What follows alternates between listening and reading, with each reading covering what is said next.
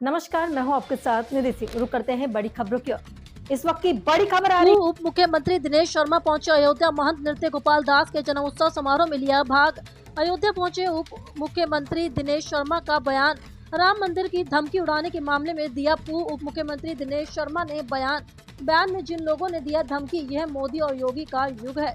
लश्कर तौबा हो या जैश या मोहम्मद या हो इनके अब्बा, नहीं चलने वाला धमकी से काम। यह आतंकवादी आएंगे तो बिरयानी खाकर नहीं जाएंगे। यह पूर्व सुरक्षा बलों की गोलियों का शिकार होकर जाते हैं। आपको चले जहन्नुम में जिनमें भी दी है राम मंदिर को उड़ाने की धमकी, वह जहन्नुम में जाने के लिए हो जाए तैयार। ओवैसी के बयान पर जताई नाराजगी। कहा, ओवैसी को नहीं है पता पूरी दुनिया में भारत में एक ऐसा देश है जहां सम्मान और मुसलमान हैं जीवित, हिंदू के सभी और कभी भी कोई जाति धर्म को नहीं हो सकता खतरा। हिंदू कभी आतंकवादी नहीं होता और आतंकवादी कभी हिंदू नहीं हो सकता।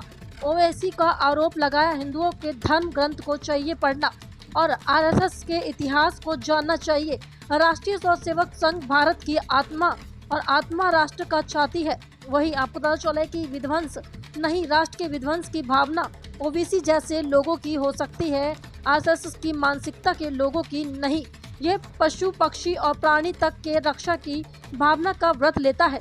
राष्ट्रीय स्वयंसेवक जीव हत्या उससे किसी शब्दकोश में नहीं है।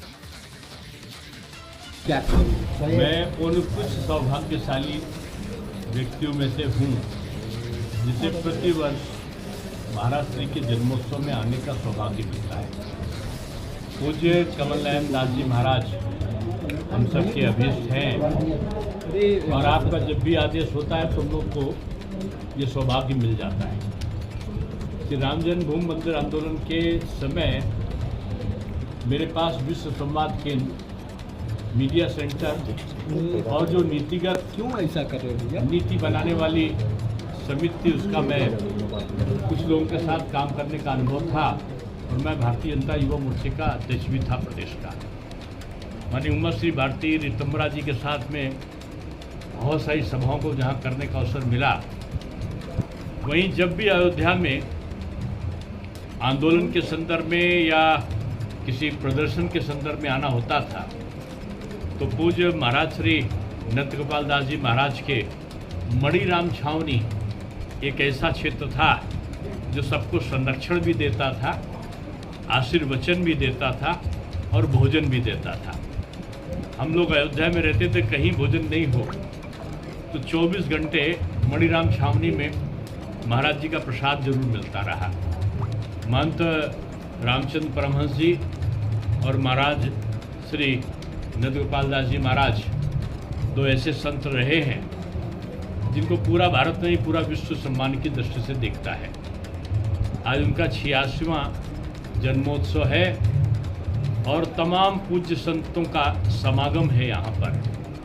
ये उत्सव 7 दिनों तक चलेगा और इसमें मैं कह सकता हूँ कि जो कार्यक्रम होते हैं वो उच्च स्तरीय होते हैं, उनका एक स्तर होता है।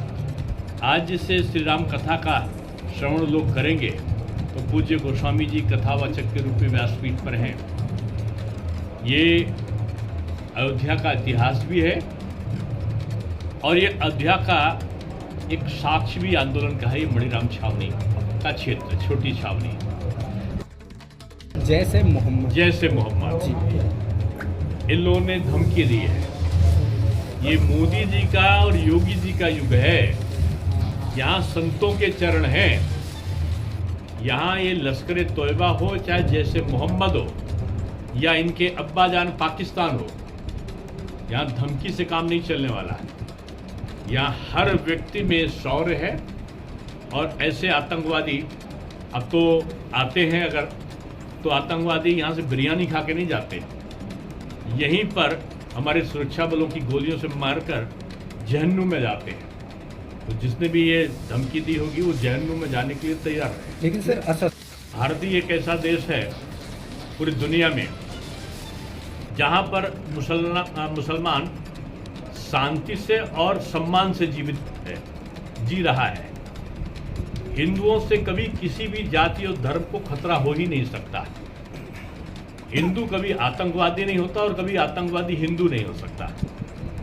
इसलिए अगर वो ओवैसी जी को शायद ये शब्द कहने से पहले हिंदुओं के धर्म ग्रंथ को पढ़ना चाहिए और राष्ट्रीय स्वयंसेवक संघ के इतिहास को जानना चाहिए। राष्ट्रीय स्वयंसेवक संघ भारत की आत्मा है और आत्मा राष्ट्र का निर्माण चाहती है, राष्ट्र का विध्वंस नहीं चाहती।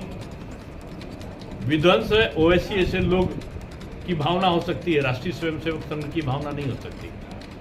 यहाँ सभी जीवों तक के, प्राणी तक के, पशु पक्षी तक की रक्षा की भावना का व्रत लेता है राष्ट्रीय स्वयंसेवक संघ।